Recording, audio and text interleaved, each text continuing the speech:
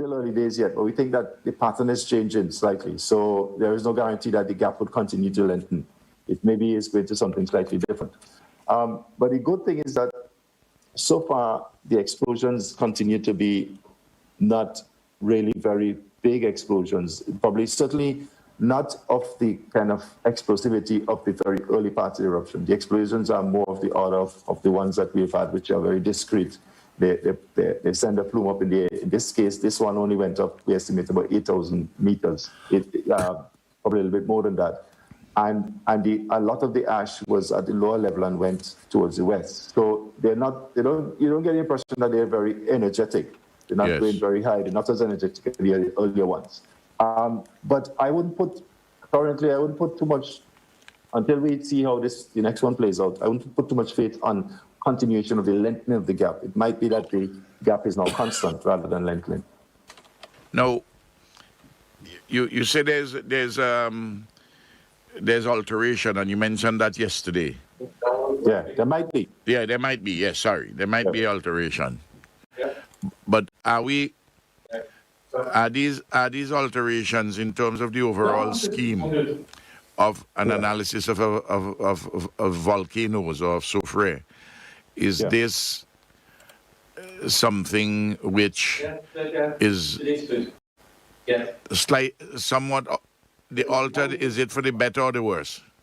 Right. So in answering that, I'll probably explain a little bit more about how we think how volcanoes, how they erupt and how they operate. I mean, when volcanoes erupt, volcanoes are really just places where magma from beneath the surface of the earth comes onto the surface at some point. And there are fundamentally three things that are sort of determining how they erupt and where they erupt. One is the magma itself. It's a force that's called it's buoyancy of the magma, how light it is. Just like if you had a balloon and you put it under the sea, it's very buoyant, so it will get to the surface. Magma is also material that is buoyant. It's lighter than the surrounding rock, and therefore it always wants to come to the surface. So that's one of the forces that drive in it. But the second force, which I keep speaking about, is these things that we call gases or volatiles. And really, to a large extent, what drives a lot of volcanoes like ours is the pressure that is created by these gases when they come out of solution. Now the magma, the material that's down beneath the surface, it has these volatiles in it. It has these not really gases, but you can think of it like you have things like water and sulfur dioxide and carbon dioxide in the magma. They are part of it. And it's able to hold them in it. Just like how you have in a Coke bottle, you have gas in it. And when you rip the cork off, your gas come out of solution. Yes. The magma itself, as it gets higher up and close to the surface, it can't hold all those gases in solution. And scientists, we use a term, we say it exalts. The gases come out of solution. And when they come out, they form bubbles, these bubbles. And these bubbles, as it gets higher, more the gases comes out, more bubbles form. And when it gets to a stage where there's too much bubbles in the magma, it essentially breaks up, it fragments, and that's where you have explosions. So that's the second force. So you have the buoyancy, you have the gases. And then the other thing is if something comes in. If you had a chamber down below and something new comes in, it kind of pushes the magma that was there. It affects it. It changes it. It might heat it up. It might do various things to it, but it gets it going. So there are those three forces. So this volcano is driven to a large extent by those three forces. Now, we think what happened here generally is that somewhere deep in the magma chamber deep in it got overpressured. It got overpressured because something changed it and caused it to start to move, either because the buoyancy forces changes or because something new came in. And as it starts moving up, it starts getting, these gases starts coming out. They exsolve. And as they exsolve, it gets to the stage where it fragments. Now, the thing that we don't know is the extent to which, how much gas is involved in this eruption. And that's sort of, how much, we get the impression there's a lot of gas. And that gas had a hard time coming out initially. Remember, there was a dome capping it at the top, and it couldn't come out. And therefore, it pressurized, and eventually it went bang, you had an explosion. Now, right now, the gas is coming out, and we think that what's happening is every now and then, it tries to cap itself, and the gas comes out, it has a little explosion. We think that generally that process is still continuing. So in terms of what you asked me, if it's the explosions that we have, then no suggests anything has fundamentally changed. I think that process where you had a set of gas-rich magma came up because of all those three forces that I'm talking about, something pushed, something came in, something got it going, and it was buoyant. And that is what is playing out now. Now, there's nothing to say. What we'll be looking for to see if something fundamental changes is we're not, well, it's a couple of things. We're not sure how much gas is in there, so therefore we don't know how long it would keep on doing what it's doing, right? Secondly, we don't know if there's more down in the chamber that's pushing it, and we don't know if that would be involved. So in terms of what is happening now, it looks like what's playing out is just that finite amount that came up and is involved. And if that is it, well, the explosions will become probably either of the same order or slightly weaker as we go on in time. They may be regular as they may increase from when they were to now as they were, or they may become regular. So that pattern, there's nothing that's in that pattern is fundamentally changing. But what we will be looking for going forward is any evidence that that something new is coming in, or that the gas beneath is sort of getting to a stage where it's becoming pressurized again, and it probably could have bigger explosions. But so far, to answer your question, the explosions and the patterns suggest that we're heading, at least for this period, to things that are more discrete, things that might be smaller, events that may be smaller in size, and sort of things that are going to affect mainly the northern part of the island, probably dump some ash to the east and west coast, sometimes to the south, but nothing as intense as we had earlier on, because we think that a lot of the gas that came up, that was involved, that started the whole thing going, was used up at the beginning, a lot of that. But evidence is, my caution in that is that evidence is that there's still enough gas in there to cause the explosions that we have. Right? Sorry, I went on for a little bit long, but... No. I understand you're saying that there's evidence of gas, but it is unless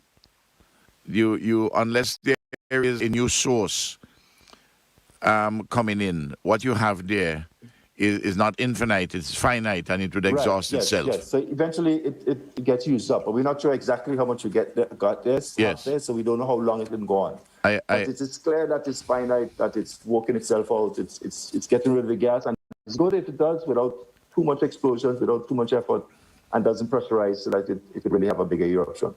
No, I know you said that you can't predict with any certainty the time frame in which you may have another explosion, even one which is it continues to be relatively weak. Yeah. Not vigorous, not robust. And may at the maximum put some ash on the western, eastern, and even southwestern, but not as robust. And you say that there's a new, there's some changes which have occurred, which you're not so sure whether they have shortened or lengthened the time between each of these quote-unquote explosions. Yeah.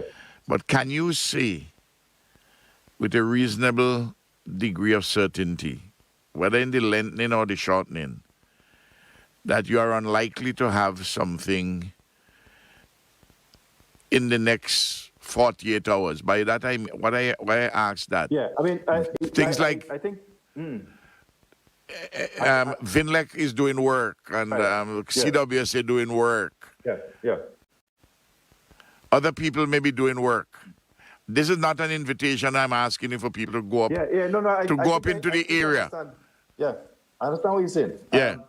So it's clear that, I mean, first of all, I'll start off by saying there's always going to be significant risk doing any kind of work on the volcano once it's erupted. That's the bottom line. So it's really a matter of balancing the risk that you face with what the benefit is that you need to have. So they're always, when firemen go into a building, there's a risk, but they're balancing that with the need to save lives. So there's always a balance between, there's no such thing as safety. There's just a balance of how you manage the risk. Yes. In the context of what we have here now, you have a volcano that's erupting, and it's shown over the last, week or two, a little bit, that it has a pattern where it has an explosion, and then there's a quiet period for a couple of days. We're not sure exactly how much days, but certainly immediately after, before it sets back the pattern of building up where we have, certain kinds of signals, there's a period when it seems to be that it doesn't really have very much activity before it gets there. So there's going to be a period immediately after an explosion, I would say the next day at least, or two at most, where it looks like, given if it keeps this pattern, that there's lower chance of nasty things happening on the mountain. So in answer to your question, yes, if you were to take any time that you would want to minimize the risk of going in there, I would think that the time to minimize that risk, the time where the risk might be lowest, seems to be soon after an explosion, like today and tomorrow, say. So in that context, yeah, I think one has to manage the risk going forward, because if this thing keeps on going, you have to manage how you do certain things in the areas that you may or may not be able to do, bearing in mind that there is always a risk, but bearing in mind that there might be times when it might be more, might be less, or might be more manageable in terms of what you have to do to get things done. And I would agree with you that that should not be taken as a carte blanche, that people then, as soon as an explosion finished, you have everybody going back, and then you put the same amount of people at risk that you had before. Because risk has to do with the amount of people that are exposed. It's not just the hazard itself. It's also the amount of people who are in there. So you want to also minimize that, because then that increases the risk no matter what the volcano is doing. Let me ask you a pointed question, because I'm with Vinlec and CWSA, but still in relation to CWSA, your answer would still hold that workers can go up with reasonable safety up in Hermitage and up in Jennings Valley, because it's unlikely that you're not going to have on the western side any pyroclastic flows or mud flows to humbug the guys where they are, or the extent of the ash.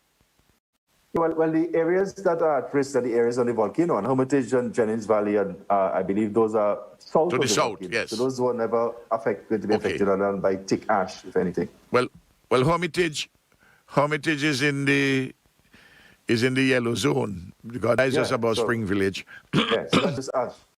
And Jennings Congo Valley, that's really just at the lower end of orange, isn't it? No, that's the lower end of the red. That'd be the beginning of the orange.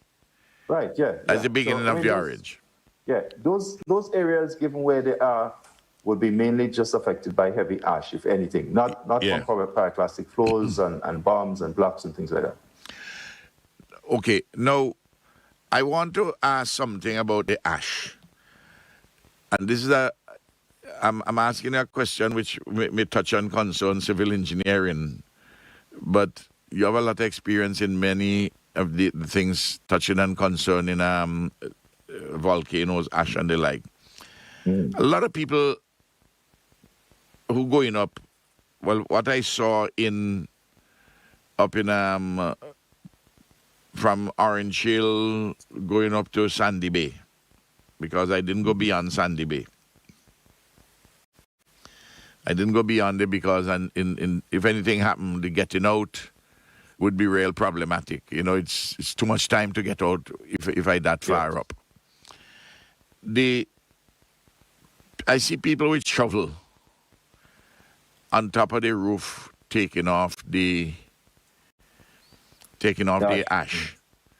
Would this, given what you had said earlier about when rain fall on the ash and it has a certain almost concrete-like texture, would this, even though it's not tough concrete on the roof, would this not cause some damage to the roof itself? You may take off the ash in that way, but then you end up punching holes in a galvanizer or whatever your roof is made of with the shovel. Yeah, well, I mean, I think the general thing would be to try to remove the ash as soon as you can, though, because it's quite heavy and it's it could cause collapse. In terms of how you remove it, you want to try to remove it as safely as possible, both to yourself and to the roof itself. So I would say that depending on the roof that you have, you could use certain kind of materials to move it. And it would never be a good idea to use things that are going to punch holes in the roof. That's not a good idea. So people have to be careful that in trying to remove the ash, they don't cause damage to the roof itself. So I think that's something that people have to bear in mind. Yeah. Pressure hoses. That would be, you get water from a river, you pump it, you put it in a pressure hose. That might be among the safer methods. I don't know. I'm just speculating. Yeah. I mean, I think also you have to, because sometimes the ash is really thick and it's difficult to get it off even with hose. So you just have to. Not an ordinary hose. I'm talking about pressure hose. Yeah. Well, yeah. So I mean, my comment would be that they just have to do it safely so that it doesn't damage the roof, and they're not sure, And doesn't then make sense. I mean, you're doing that. Then I see some persons perching on roofs. I worry that some might just fall off because it. Yeah. Well, I think that's my point. You have to do it safely for yourself and for the roof. It doesn't make sense otherwise. I probably will have to talk to the Director General of Finance and Planning today. Maybe we have to give duty-free concessions, at least for a 3-month, 4-month period, for pressure hose and water pumps. Because, a number of people may be able to get them from friends and family out of the U.S. And that might be a gift better than to send at the moment water, because the water is easily available in the region if we need, and CWS is bringing back the water. Yeah. I mean, people have to be safe. I mean, hopefully we don't have as much ash as we've had before, but the ash is the main problem we have to deal with. So we have to find creative and sensible ways to deal with it so that we could protect the roofs and protect ourselves as we continue to deal with this volcano eruption. Actually, this morning, I have, at 11 o'clock, I have a meeting with the United Nations experts, the people whom the United Nations, I think 6 of them, who have come down to help us with dealing with the issue of the ash. Remember, very early, I had asked them to assemble the team and equipment and the like. And they've been doing some work virtually, and I reported on that. I met the head of the team yesterday afternoon with the rest of the UN team. And we didn't discuss the ash removal, and I'm assembling today our technical people with theirs. I would start the meeting, but I'd leave the technical people to kind of sort out the issues with this, with cleaning up this ash, because this is a big question, as you say, which is ahead of us. Yeah, and it's going to be ongoing. If the ash and the mud flows are going to be things that you have to deal with ongoing even if the eruption is, well, the ash will stop once the eruption is ended, but the mud flows will continue after. Yes. We have done some cleaning up out at Argyle International Airport, and we are opening this morning for people to come to move cargo which had come in before. And tomorrow we open the airport. American Airline coming in tomorrow. But just like what is happening in Barbados, there would be ash in the grass, even though you wash off the ash on the runway. When the plane lands and all that, from the exhaust from the engines, that dust is sure to blow up. Yeah. But I mean, which is the point I was making, that the ash would continue as a problem once it's around, because it's remobilized. It's what we call remobilized ash. So once it's sitting there, when the wind blows, it moves around and sticks around. So until a heavy rain comes to really wash it out to sea, it's going to be something that's going to, even though you don't have any ash fall, once it's around and it rains and in the fields, it's going to come back and sort of come back into places you don't really want it to be. Yes. Professor, a quick question. Yes. In terms of the ash itself, I've noted some individuals saying that they've noticed a bit of a corrosion wherever the ash latches onto to metals and steel, etc. Yeah. Does it contain corrosive materials within that ash? Yeah, I mean, the ash really is just fragments of rock, and crystals. And some of those crystals, things like silica, are quite tough. So, yes, the ash has kind of, has two kind of effects. You have the physical effect, that it's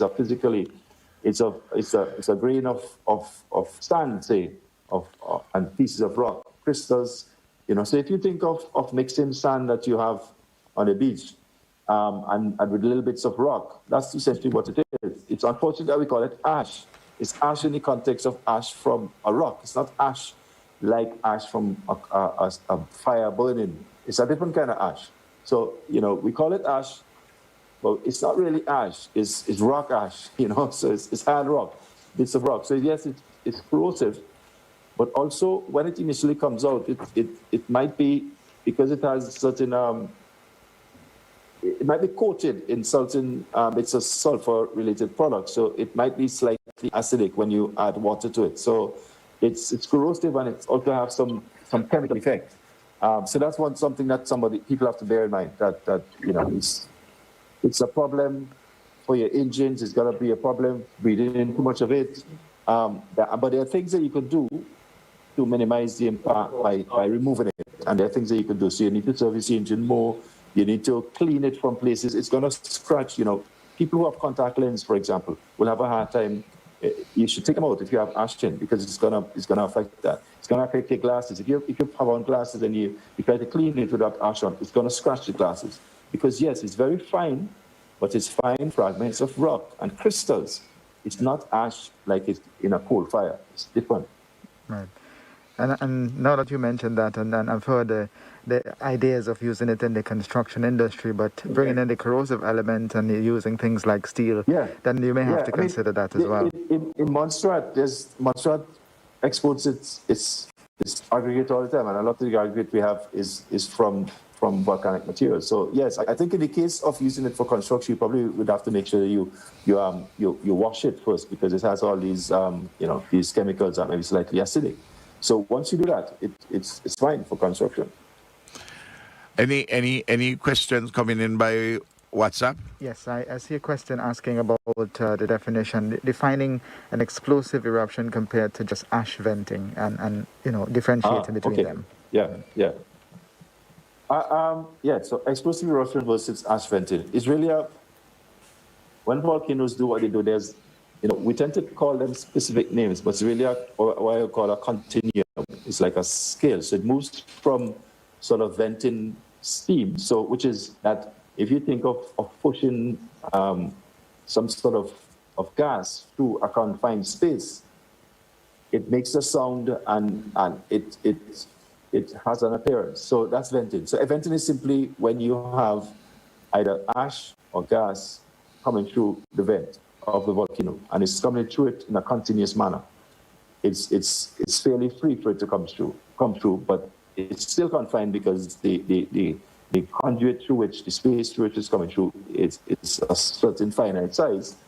So there's a certain force to this that goes up in the air. So when we say ash venting, we mean that there's a stream of it looks like a plume of ash that is coming out of the volcano. It's not a discrete explosion, like it's not fragmenting, and it's not a big boom, a single boom, but it's continuously jetting of steam, mainly steam and ash from the volcano. And that happened after the explosion yesterday, where it went on, and you could see it wafting off towards the west as the wind blew. In the case of the explosions, it's usually on the other extreme, where instead of just simply gushing out, you have had some sort of restriction, and the material is then fragmented, blown up in a discrete way. There's usually a single explosion, or often there will be pulses of explosion. So there'll be one, and it goes up in the air, and then there'll be another one.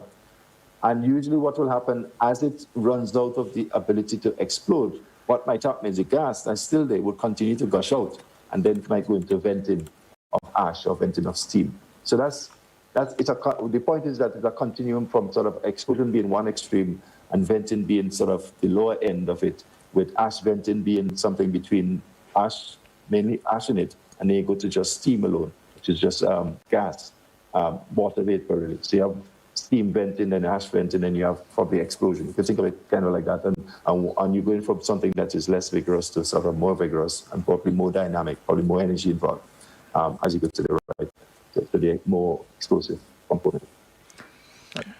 Just a reminder, the WhatsApp number 1-784-457-2705, or if you're sending a message locally, 457-2705. If you're viewing the live stream, you can leave the question on the comment section. We'll be able to share that as well. Professor, another question, as it relates to a water system, is it a possibility that it can be contaminated with sulfur dioxide or fluorine? Well, the ash, as I said, would have certain sort of traces of certain chemicals in it, and sulfur products, things that we come out of, the gas that we get from our volcano, carbon dioxide. First of all, it's mainly water vapor, and then you have carbon dioxide, sulfur dioxide, hydrogen sulfide. We've reported on them before, and all of those might be caught in these small fragments of ash that fall in the water system. So we don't think the major problem is going to be those are going to be. The concentrations are more than likely going to be insufficient to cause any serious problems. The thing that's going to cause problems in the water system is the physical ash itself that could clog things. But that said, I believe that, this is information that we would have highlighted to the Water Authority some time ago, and I believe that they will be doing tests on the water that they send to people. They'll be doing tests to determine that the water is of a certain quality and doesn't have any harmful chemicals in it before they send it out. And I think that's one of the reasons that after the ash venting, they had to clean their systems and all of that, because they wanted to make sure that the water that they had sent out was of a certain quality. So, that's a long-winded way of saying that, yes, it could cause problems. No, it's probably going to be a problem that could be solved. It's not going to be that extreme. And finally, that the main issue is going to be more the physical effect and the chemical effect. Well, what you have said, Richie, is quite true, because the CWSA did tests here, and they sent away samples and to regional international bodies, and all the samples came back locally and from overseas that the water is fit for drinking, that as you say, there is nothing untoward in it. In any case, the CWS has its own system of treatment and the like. So the water which is delivered is good quality water, drinkable water, fit for human consumption, of very high quality actually. And it's the physical issue of the ash itself going into the water supply system. Yeah. So what you said, that's actually what Gat had made that point, I think more than once since he came here, and otherwise on the radio. Professor, someone is asking if azomite, I hope I'm pronouncing it properly, azomite, is it the same as volcanic ash? I'm not sure I know what that is, to be honest. But I could tell them what volcanic ash is. Volcanic ash is really the magma that came up, that solidified from fragments of rock. And in our case, our magma is more of a composition that's called basaltic andesite, something between basalt, which has a certain percentage of, and the name really has to do with how much silica it has in it. It's a range, ours is something between basalt and andesite. And what happens is that the ash is really just that rock that has been ground up into smaller pieces. I'm not quite sure if I know what azomite is. I'd have to check that out and see exactly what that is. But that's what ash is. I'm not sure if it's the same thing as what you call azomite. I think there was a clarification that says to add azomite is a natural product found in Utah, which is related to volcanoes as well. So I'm guessing it's in a different condition. So, okay, well then, it's another kind of volcanic material. The ash, I suspect it's different because if it's in Utah, if it's a different kind of part of the world. Our volcano, is a subduction zone, and the particular magma that you have is basaltic andesite. I suspect it might be just a different chemical composition. But the ash really has to do with the original chemical composition. The ash is just fragmentation or pulverizing or grinding up of that rock that has this particular composition. And our ash might be coming from something that has a slightly different composition. I'm not sure if it would be basaltic andesite too. In terms of this, its grain size, it might be different. Because ash is a name that is given to a particular size particle of material. So ash has to have a certain size for it to be called ash by people who study it like myself. Okay. Richie, I suspect that when you're finished with these programs and public information, I thought at first that maybe we might be able to pass the first module in the program on volcanology, but it seems as though we might be able to do a couple of semesters. Yeah, well, I'm gonna start reading more now because I get questions that is the limit of my knowledge. All right. That's good. That's good.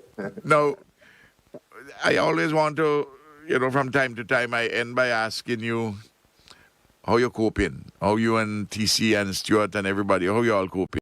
You all coping okay at Belmont? Well, I think we're better than we were last week. That's how I'll put it, because the ash, we have less ash. We have been joined by 2 additional members of staff from Seismic, Elias and Navid. Yes. And Elias happens to be a bit of a chef, so we're being fed well now. Ah, you're bringing your own chef. Yeah, so we didn't know that. We said that if we had known that before, we'd have called his services long time. But he's a seismologist. Yes. So that's why he's here. He's here to help out to the very good. Yes, but he's a technician. But I came with his benefits. You all ever have anybody to help you to wash up the dishes, or everybody chip in? No, we have to rough it and chip in. So That's chip in. So the chef, but presumably the chef is exempt from washing up. Of course. The chef, we don't have space for more than 3 persons here. So the chef is in town, so they come every day. Yeah, I see. All right. There's a lot of ash around. It's not as much as it used to be, but Yes. we have to get a place. We probably have to clean the roofs here and clean the compound because there's a lot of ash in the roof. But it's a concrete roof, so it should stand up. Yes. Someone is saying, Professor, I hope Tremor is okay and he or she wasn't eaten as yet. I'm not sure. I haven't seen Tremor for a little while. So I'm not quite sure what has happened to Tremor. We think that he's been found by the owner. She's been found by the owner. Has been taken care of by someone else. So she doesn't need us anymore. She don't come to look for us anymore. All right. Professor, before you go, I think we can squeeze in these 2 quick questions. Any correlation between the moon's gravitational pull and the activities occurring at the volcano? Not as far as I'm aware, but I can't say I'm too knowledgeable about the moon and the gravitational pull and things like that. But it is a correlation has been spoken about, and I believe things like that have been studied. And I don't think that anyone has been able to make a definitive and an unequivocal connection. So it's been written about, but as far as I'm aware, it's not kind of past the muster in terms of what we will say that this is what it's a bit like the thinking that some people have and that has also been written about, that large magnitude earthquakes somewhere in the region or somewhere in the world affects magma chambers in a particular way. They probably do, but it's not something that we've been able to show definitively that it always does or explain exactly how it does it. So it might be one of those things that there may be a connection, but in science you have to be very rigorous. So when you do something, you have to be able to repeat it before we accept it. So maybe it's one of those things that we haven't gone to that stage yet. All right, and I believe we can squeeze in this last one. We'll have to save these questions for the next time because I know you have some other things to take care of. Yeah. The possible impact on wildlife and parrots especially, and those wildlife in Arizona. No, I'm not a forestry person, but I will tell you that the forest on the volcano is having a hard time. So the ash, we see what the ash has done to the trees. So in this northern parts, and if there were parts on the volcano and there were birds and wildlife, they're going to have a hard time because their habitat has been essentially trashed. So I suspect the forestry people and the agricultural people would look at that, but the forest has been affected, and therefore, by extension, I would think that any of the wildlife that is in the forest and utilized, it, certainly on the volcano itself, and particularly areas that's been affected and big, which is the southwestern side, that's going to affect them. I would be surprised if it doesn't. All right, Professor, thank you very much, and we'll keep in touch. Thanks very much, Richie. All right, thank you. Bye-bye. Yes. Now, we have been dealing with a lot of temporal matters. I just want to make an announcement about Monday being a day of prayer. The one young Christian leader had come to me and spoke to me about certain messages that he had received. And as a consequence of the conversation that he and I had, and also with Randy Brewster, he engaged the Christian Council, and I was advised that there was dialogue between them and that it would be on Monday. The program would be published sometime today, I suspect. At least it might have been sent to me already. There was a draft program which was sent earlier. And I was advised that unless there's any change, that it's going to be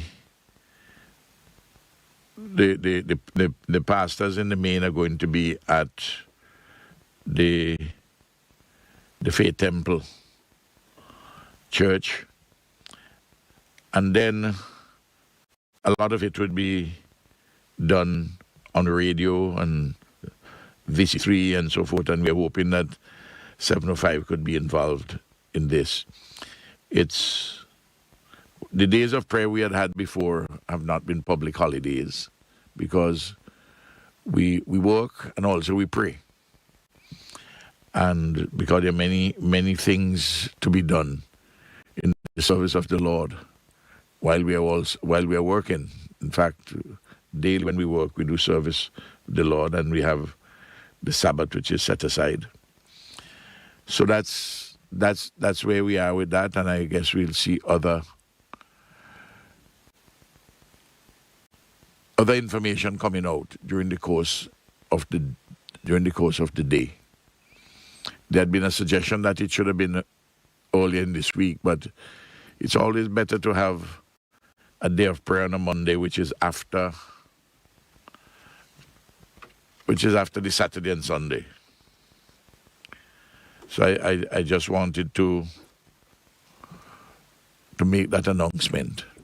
And I want to thank, well, I had a conversation with Pastor Andrew Clark. I had a conversation with Reverend Adolph Davis. And I believe the requisite arrangements are being made. It is important that we, as the originator of the idea spoke about prayers of intercession and issues of repentance. And at the same time, we have to say thanksgiving. We have to say thanks for all the blessings we have despite all the challenges and all the help that we have received. We have to say thanks. So that I'm hoping that people who are at work on Monday, that they will put aside some time to involve themselves in this day of prayer. We are, whatever time is convenient or appropriate, at the office of the Prime Minister, when we have days of prayer, we normally put aside 3/4 of an hour or thereabouts. Persons would gather and would pray and sing a few songs of praise. And we do our work as always with the, and especially on that day, certainly with the solemnity that the day requires, the day demands. So I just want to make that announcement, and I hope that those in the religious community who are organizing this would hear that this announcement has been made. It is there was the request that I make the announcement. Of course, they themselves would to the religious leaders. So I just want to do that, and I hope they're hearing me, or somebody will tell them that the announcement had been made. Yesterday, I had, well, every day I have a lot of different meetings with coordinating things and dealing with entities from the outside. I just want to, we had a very, very good conversation yesterday with Sidima and with the representative from the Caribbean Development Bank. And also later in the day with the entire United Nations team. And we coordinate a number of things going forward. And as I said, today we are having a meeting with the UN team, which they're here for the ash removal program, and our technical people would be involved. Just want to indicate, I had spoken before about our involvement with the Caribbean Development Bank. We're involved in several different initiatives. Some of them are bearing fruit. The Caribbean Development Bank had offered first a grant of $300,000 US, and a grant to the Inter-American Development Bank, of which we are not a member, but which the Caribbean Development Bank. The OECS countries are not members of the Inter-American Development Bank, but the Inter-American Development Bank, in their connection with us, they work through the CDB. So that's in the aggregate 500,000 US. And then there is a soft loan for immediate assistance of up to $5 million. This doesn't deal with reconstruction monies and the like, which we had discussions on yesterday, and those discussions will continue. And I want to thank the Caribbean Development Bank for the involvement. The day before that, I actually had, no, not the day before, on Tuesday, I had a conversation with the president of the bank and the representative, Mr. Bess, who came down. And involved in that conversation were the Minister of Finance and also the Director General of Finance and Planning. In recapping,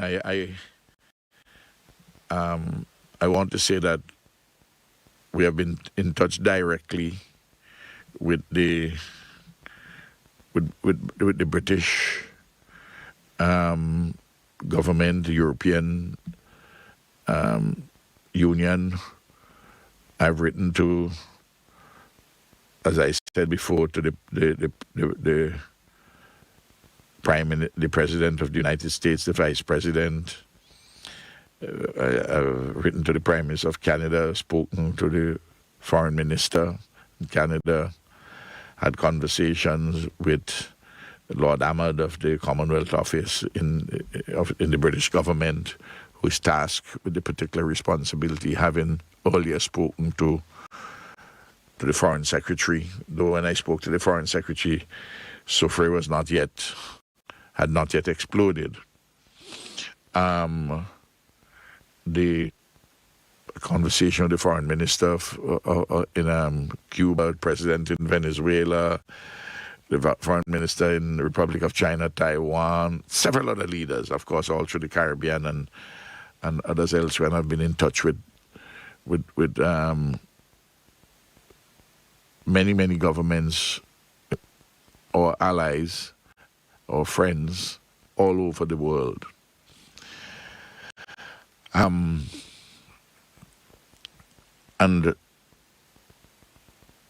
we look forward to see what the solidarity is. I said on Tuesday too, I had a conversation with His Royal Highness Prince Charles at his request, and it was very good that in this time of grief, after his father's, in the morning about his father, that we'd have this conversation. And today at 2:00, Prince Charles is having a discussion with Commonwealth leaders on a roundtable discussion, which I would attend at least for part of the time. And the Minister of State would also be there, our Minister of State, Kisel Melissa Peters, to talk about accelerating recovery and sustainable markets. That's the subject of the conversation. And on Wednesday, the CARICOM and the U.S.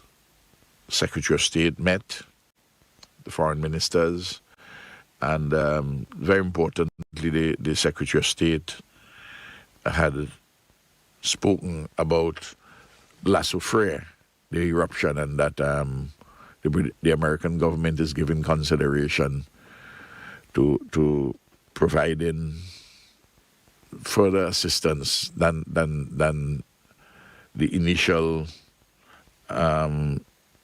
connection between the U.S. aid and say CDMA for St. Vincent and the Grenadines.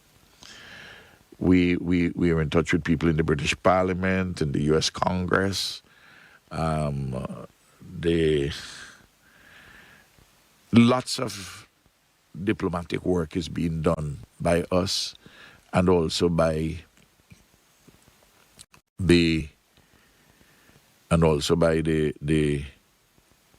our diplomats overseas, from capital and from overseas. I know there's been some discussion about, and I've spoken to this before, I greatly and pointedly has said individual families at this stage, the best option, and I gave all the reasons before, is send money to your family. To buy things because they're available in St. Vincent. The ports are open. The airport is opening back today. And for instance, the sending of bottled water from America or from Canada or from where, at this stage, I know some people have bought already, we have enough here and from the region. I want to make that point. Because the water is very heavy, and for heaven's sake, if you're sending things, send things what you want people to, what you know your family may want, not what you think they may want.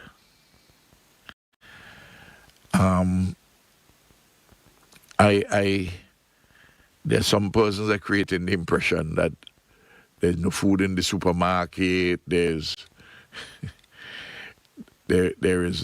nothing on the land. That's not true. The top 1/3 of the country is desolate in physical terms, and we have evacuated nearly 1/5 of the population, and we have about 14,000 persons about 7,000 now in the shelters. The numbers have risen, and about close to 7,000 registered in homes, though one suspects that there are more persons in homes than those who are actually registered with Nemo. In fact, there's anecdotal evidence that I know that there are more persons in the homes. Now, and there's an organized system in relation to food for those who have been affected. And I will come to that a little later, but I want to repeat that I have said that the government of St. Vincent and Grenadines has a disaster fund account. There's another platform on which involves 2 or 3 banks,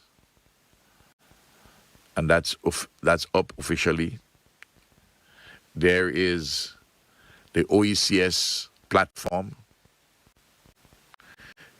There's the UN platform. There are the platforms. There the accounts by the missions in the various countries. For instance, the one in Britain, Senior Lewis and his team, they have done a good job there. Others are doing too, but I just mentioned there. I have deliberately not decided, I deliberately decided not to give the government imprimatur to this or that account which is set up by this or that person. I was advised up to yesterday afternoon that there are 1,168 GoFund platform set up. I have no doubt that some of them, in relation to La Soufriere, I have no doubt some of them perhaps is for families. And I'm not telling anybody not to do anything with GoFund. I'm just saying you what are the platforms that we have set up. I know associations overseas have raised money. And when they have raised that money, they can decide to whom they will send that money. They can send it to an NGO here, they can send it to Red Cross, they can send it to Lions, they can send it to wherever they want to send the money to. The government is not involved in that. If they want to send any money to the disaster fund account, that is their decision to make. And they may give instructions as to how that money should be applied. Now, I don't think I can make it plainer than that. I want to repeat again, you know, the kind of foolishness which you get people talking, that Ralph is telling you to send money, don't send commodities, because Ralph want the government to put their hand on the money. You send your money to your family through Western Union, for example, or you send it to your account or any other payment system. That is from you to who your family is or who the individual is. The government doesn't get involved. In fact, what we have tried to do is to work with the money services entities to see if we can have other locations, because lots of people have taken the advice or have acted sensibly on their own to send money to their families. The lines are long. And therefore, we have an interest in making sure that people do not have to stay too long in the lines. And you can do that by decentralizing. So I want to, and I come back and I say this. Yesterday, one of my staff at the office told me that somebody had sent some things from Trinidad, some small package on some vessel which came up. And apparently it hasn't been cleared yet. And they're calling the office from Trinidad to complain that it's 3 days or whatever number of days it came up and it ain't clear yet. Well, it's precisely that point I was making all along. There is a lot of central supplies have come which need urgently to be cleared to help to assist all the people in the shelters, which is about 7,000 now, and about 7,000 approximately, just under 7,000 who are registered, but we know that there are more in private homes and some are in guest houses and hotels. And I had warned, and this happens in every disaster in the region. The ports do get clogged up. And I have to not just in the region, but everywhere. And I just urge that at this stage, send the money. In fact, we have made it cheaper for you to send stuff. You may say it's a contradictory message. That we have removed all the taxes. Well, they had always been there for the free barrels, but we also moved the $25 charge. Because I don't want anybody to have to bear any burden. But having done that from a policy standpoint, doesn't mean that I can't urge you as to operationally what right now is the most sensible thing to do. I just explain that again. And this is not just Ralph Gonzalez talking. This is the advice and the sensible advice from those in Sidima, those at Nemo, people who are involved in natural disasters, including people who have advice from the other countries, including from Dominica, from Grenada, from Antigua. It's the same thing. So I want to, and I don't want anybody to be texting me to tell me that somebody sent a package for them and they ain't get it in 2 days or 3 days' time. Because I'm not going to check at customs rate. I'm not a customs broker. I have to be very clear on this. By all means, you want to send it perfectly in order. But I'm telling you what is the preference. Similarly, there are platforms in respect of the government. But you don't have to send to the government.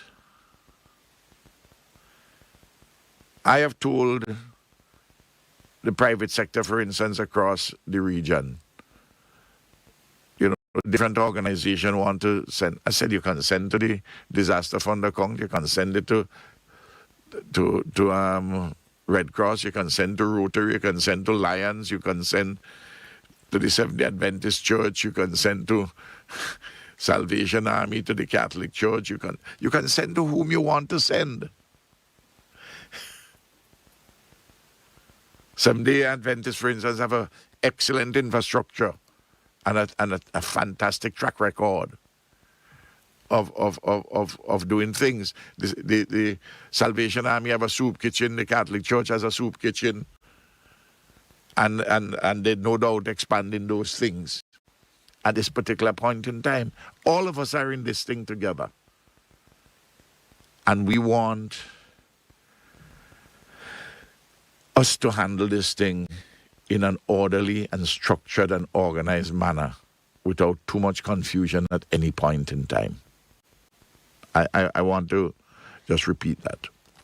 Now, in relation to people who want to be temporarily evacuated. The numbers now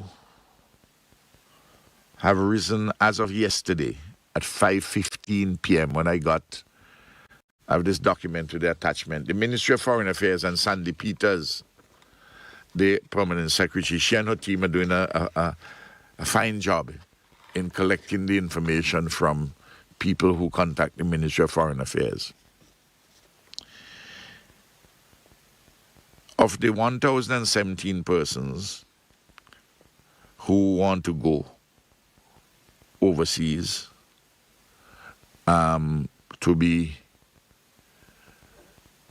spend some time either where the state in the governments in some of those countries, and we're talking now about, as far as we are concerned, the ones we're focusing on are to the OECS countries, that is to say the countries of the full members of the OECS, St. Kitts, Nevis, Antigua, Barbuda, Dominica, St. Lucia, Grenada, and of course the associate members like Anguilla and the British Virgin Islands.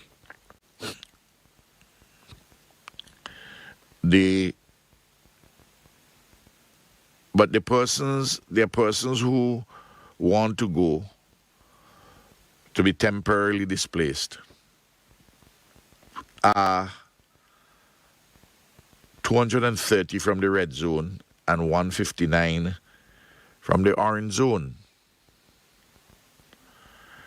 That's 389 out of the number 1,017. We have 48 non-nationals and others who are not from the red zone or the orange zone, 580. I don't know when those numbers are further deconstructed. You might have some of those are actually from the red zone and the orange zone, but the numbers, I'm talking about the information given to the Ministry of Foreign Affairs.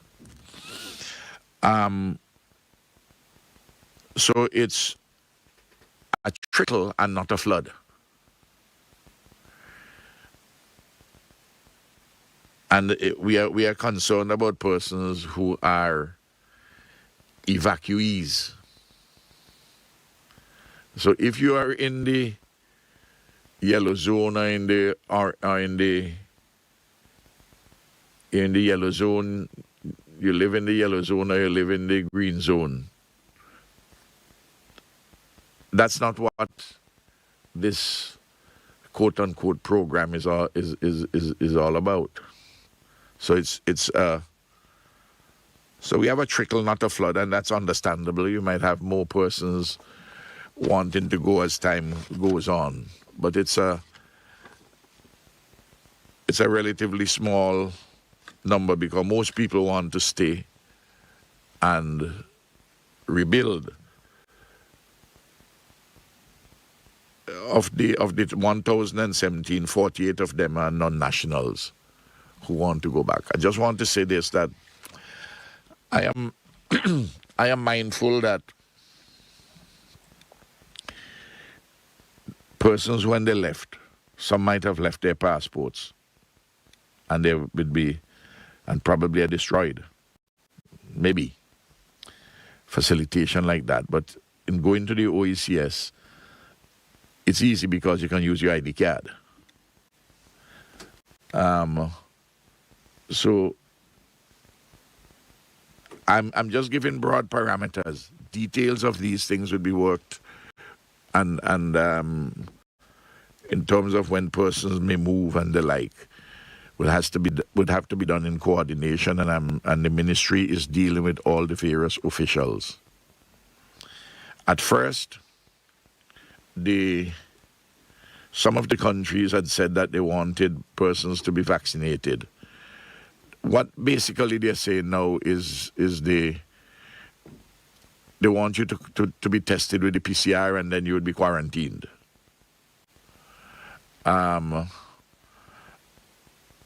That's the broad thing. What is being dealt with. So that's where we are with that particular program. I just want to say that there are lots of entities involved in helping to provide food.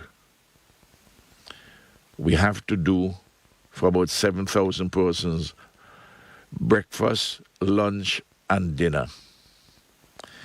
Breakfast, lunch, and dinner for 7,000 persons.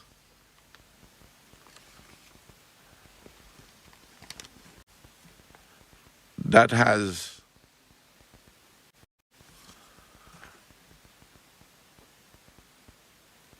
a massive effort.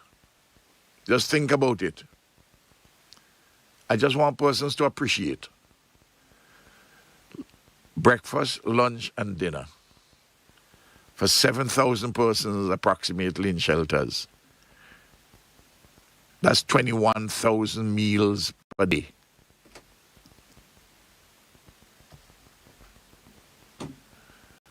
Now, the Seventh-day Adventists for a month is providing in 9 shelters 600 lunch and 600 lunches and 600 dinners a day. Other persons would provide some here and there, but the bulk of that, overwhelmingly, that's provided from the government resources. Then you have another 7,000 close to that number who are evacuated and who are in shelters, who are in private homes, who also want food. Well, there are a number of agencies which are helping to supply that.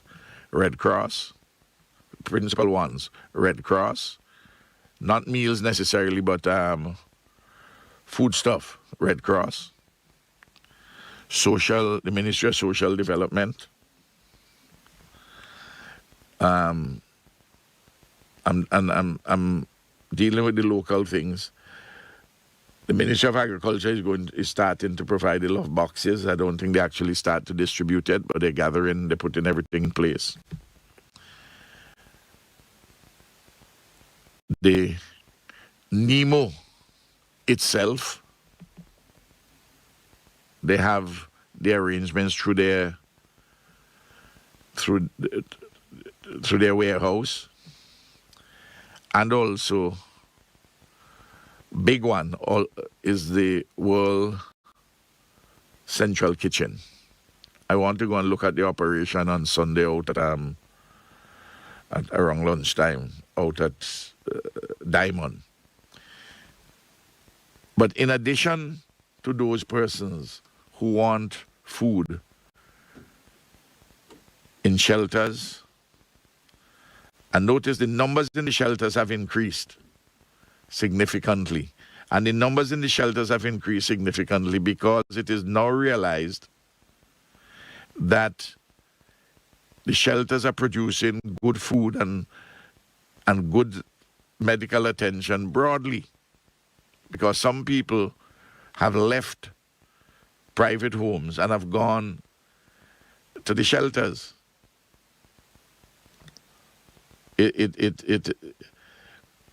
Now, you wouldn't go to the shelter unless you think that the shelter is providing good meals and good service broadly.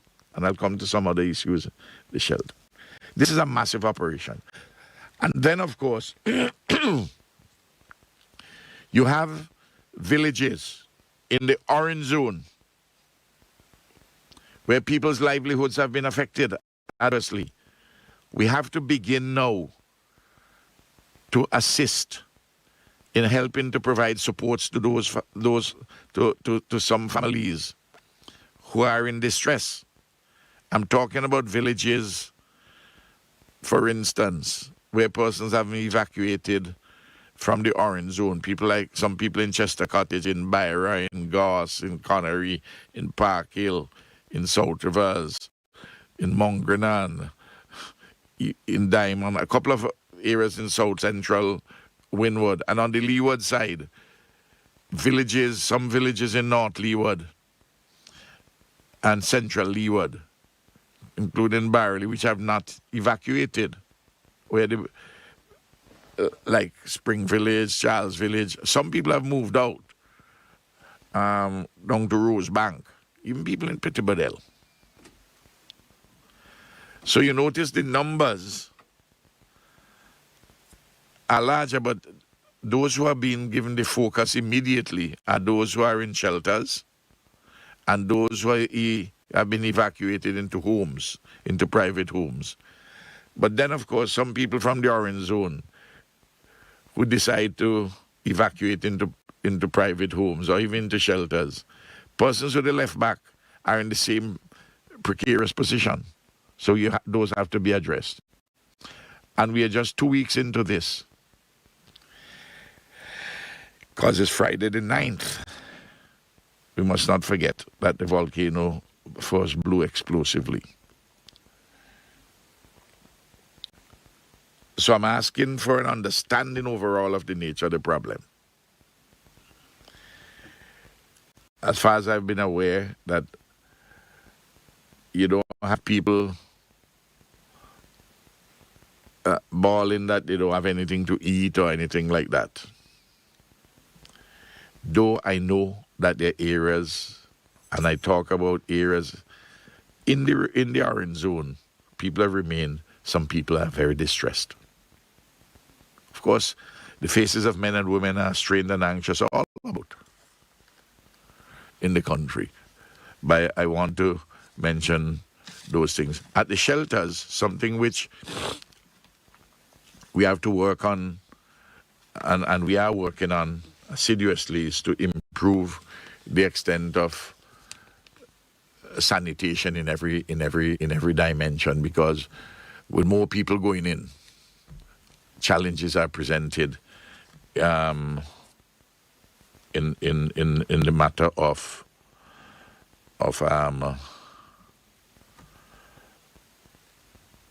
not just people's health, but also common sanitation issues. No, I think I should take a couple questions which are on WhatsApp. There are other things I can talk about, but I always like to hear from people too, or anybody who wants to telephone. Prime Minister, someone is asking about the diagnostic center. What will be done regarding that? The diagnostic center will just be cleaned up like everything else. Diagnostic center will be cleaned up. The diagnostic center, you know, what amazes me, some people who say, well, you know, this shows you shouldn't have built it there. Well, what about all the thousands of people who live in the red zone and in the orange zone? What happened? They must migrate. What about the investments we put in the water systems in $23 million in Jennings, and at Perseverance, and in Fancy, and in Sandy Bay? What we must do? Don't have them there? What about the schools? Huh? You must not have those? The point about it is this: let us put this thing explicitly on the table. For those persons who are saying, and I know there are some persons who don't understand sufficiently the history of this country. There are persons who are saying, and I've read some stuff too, including some people who don't know from the region, or maybe even further afield, that you should declare North Dry River a disaster area and don't have anything up there. The people just go inside there and maybe they can grow crops and raise animals and let everybody live below. And to do the same thing, you know, Chateaubriand and Fitzhugh and Richmond declare them, some even say Pittibadell. You know, that just doesn't make any sense for several reasons. But one big one, there are several practical reasons, and they're so self-evident to me. But I want to say this, as far as I am concerned, as far as the ULP is concerned, north of the Dry River,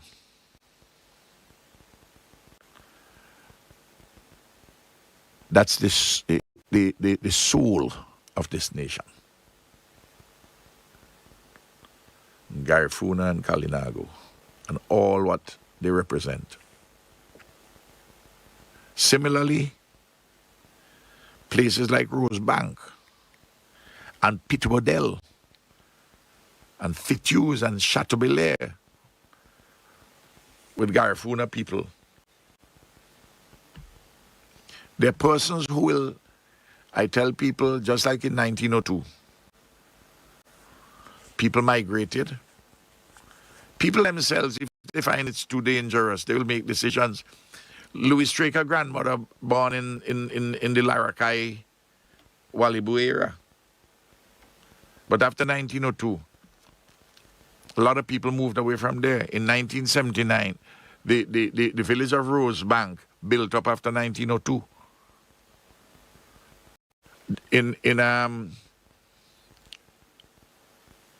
Family members of mine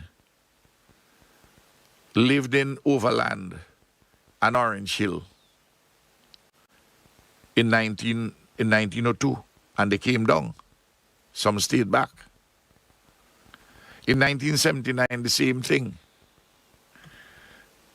A lot of people on Walvaroo and Glen and Sharps, among other places, they came down and stayed down. But others went back, and that is what will happen. And we will address that migration pattern with all the consequences for health and education and so on and so forth. But don't ask me to say that that we must not go back and rebuild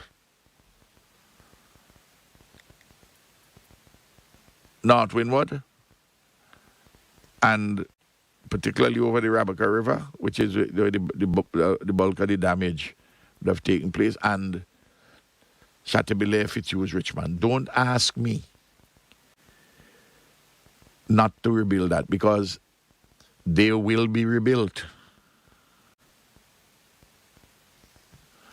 And so long as God gives me strength and where I am, I will make every effort so to do. I just want to make that point absolutely clear. So I know there will be lots of discussion on that, and you can have your opinion and you can say what you want to say, but I have mine. And at the moment, the bulk of the people up there also want to go back. And who want to have abstract discussions can have them. But I'm not in that part of that discussion. If you want to partner with me and the government and the people to build back up there better, I'm here willing to partner with anybody. So I just want to put that unmistakably clear. Another question, Prime Minister, being that the red zone wouldn't be safe to return anytime soon, will the government be having a conversation with financial institutions regarding property owners who are still paying mortgages? We should be having that conversation. That conversation has not yet taken place, but that's an excellent practical suggestion. Well, the truth of the matter is this: I would expect the banks, in practical terms, to take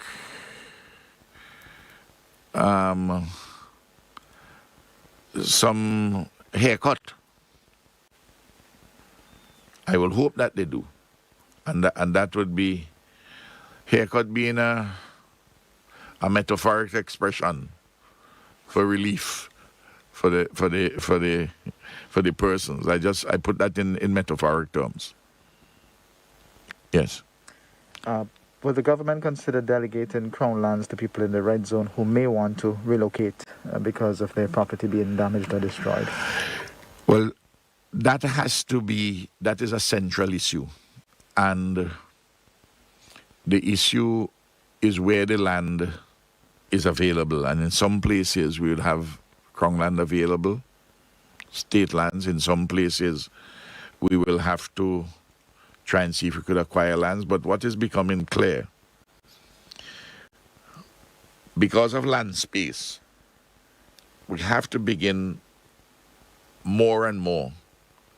If there's a problem of building laterally, we have to build horizontally. We got to build up in the air where we have space.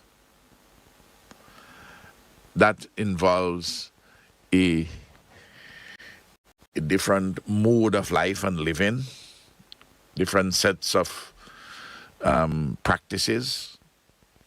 But it happens all over the world. And our people, when they go to the United States or Canada or Britain, that's what they do. We are not incapable of doing it. It's just we are accustomed that everybody must have their own house with their own backyard.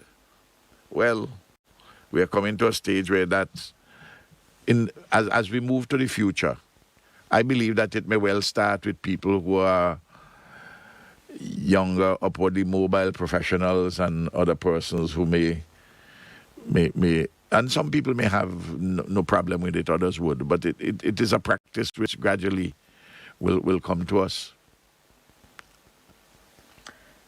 What is the current situation regarding the recommencing of online classes, especially in light of the fact that many teachers are now working in the shelters? Anything being put in place in this regard? Yes, there is the Ministry of Education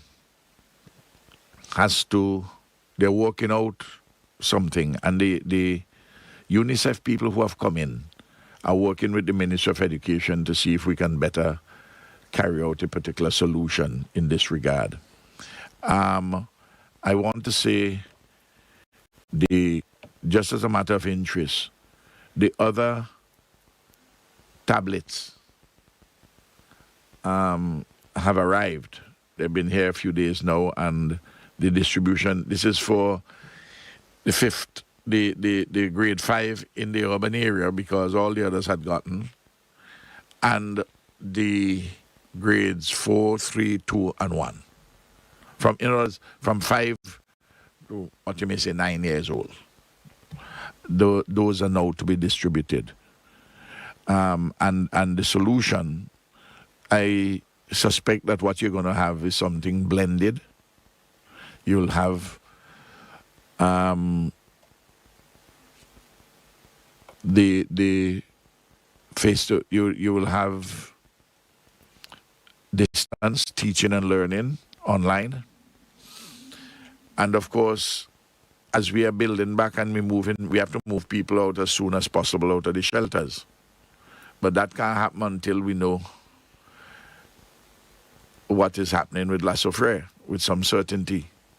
And at the moment, they're in a state of uncertainty. But the plans have to be made to assist with the online teaching and learning. Okay. Prime Minister, I'm aware you have an engagement at 10, so sure. I'll take one more question quickly. For those who are returning, will the 7 to 14-day quarantine period due to the COVID-19 precautions in a sanctioned hotel still be required? And returning from?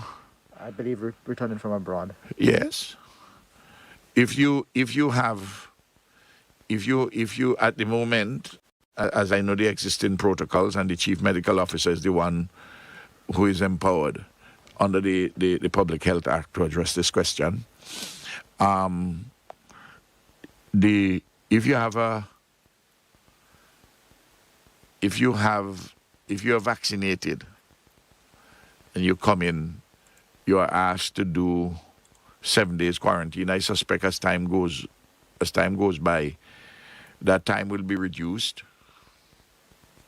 And I don't know whether it's going to come down to something almost zero. I don't know. That is for the chief medical officer to decide. I know they were gathering evidence, not just here but regionally and elsewhere, to see what is the best protocol to use there. But the same protocol with the PCR testing, unless, of course, globally you see the risks have gone down immensely, and you can change the protocols. Those are things which are always subject to change. But as of now, the protocols remain what they are. And if they are to be changed, the Chief Medical Officer and her team, with the Medical Officer of Health, would address that. All right. Thank you very much, Prime Minister. Yes. Here's wishing you a productive one today. Well, it's another long one, but thanks very much for having me. And I want to say that I value the questions when they come, whether directly or on WhatsApp. And I'm gonna try over the weekend to visit a couple of places, a couple more shelters, and I'm going to get to go into the orange zone and spend a little time and going around and get a feel myself. In addition to what people are telling me about the stress which some people have, I want to get a feel myself. But I haven't even gone to my house in Goss. I understand it's covered in ash. I wouldn't doubt that. Eloise told me that they're photographs, but I haven't. You wouldn't believe me. I haven't seen the photographs. I haven't even looked at the photographs. They have a note here from the Chief Executive Officer of the Postal Corporation. In light of the closure of the Chateaubelair and Georgetown post offices, the Postal Corporation has introduced MoneyGram services at Caliacua and Mesopotamia. Very good news. Very good news. So that, we have other possible outlets. Thanks very much for everybody. Thanks very much. Appreciate it. Wish to thank those who joined by way of the other radio stations. Boom 106 FM, Magic, WeFM, Star Radio, Extreme, IKTV, UE Television, and VC3. That's it for this morning's edition of Iron La Soufriere, the morning edition. Stay with us.